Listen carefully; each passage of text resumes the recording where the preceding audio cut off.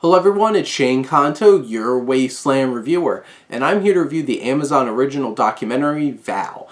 And this is from directors Ting and Leo Scott, focusing on the life and times of Val Kilmer. And this was in theaters for a couple weeks, might still be in theaters, but it is streaming now on Amazon Prime, where I got to check it out.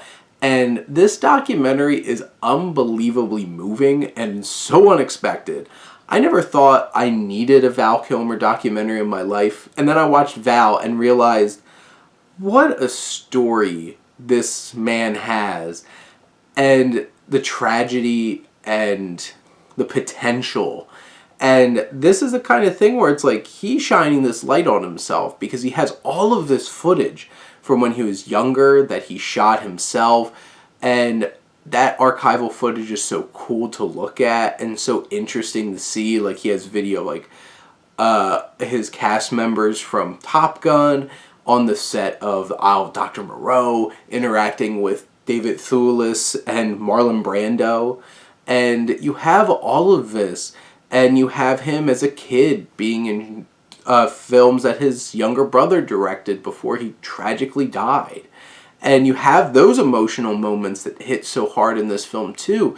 And then experiencing the unfortunate situation that Val Kilmer's in with his throat cancer. And right now he has like this port where he eats through, and like you could barely understand him. And it was a very interesting choice that he wrote out all of the narration that he wanted in this film and had his own son do the voiceover as himself. And you get to see the dynamic that he has with his son, which is wonderful, and you get to see all of his work, and you get to see him today, still being himself very much so, just different. And like, he does talk, and it's sad, honestly, to see him in this state, but like there's still so much life in him, and it's wonderful to see and to appreciate.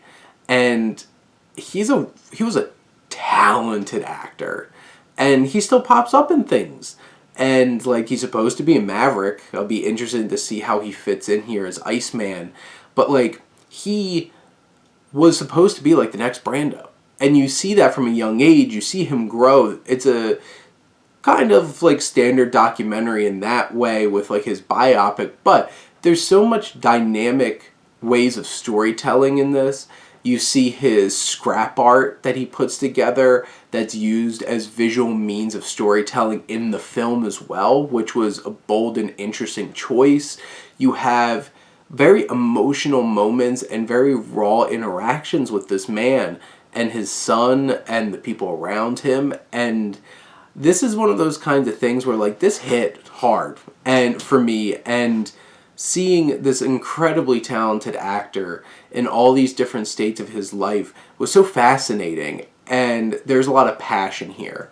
And I'm so glad that I got to check this out. Like I said before, I never thought I ever needed this in my life, but I'm so glad that I have it after I got to see it. And I highly recommend checking out Val, because this is definitely one of the top documentaries for me personally that has come out this year so far. And I watch a lot of them, but those are my thoughts on Val. Let me know what you think, and let's talk some movies. But thank you as always for tuning in and supporting your Wasteland Reviewer.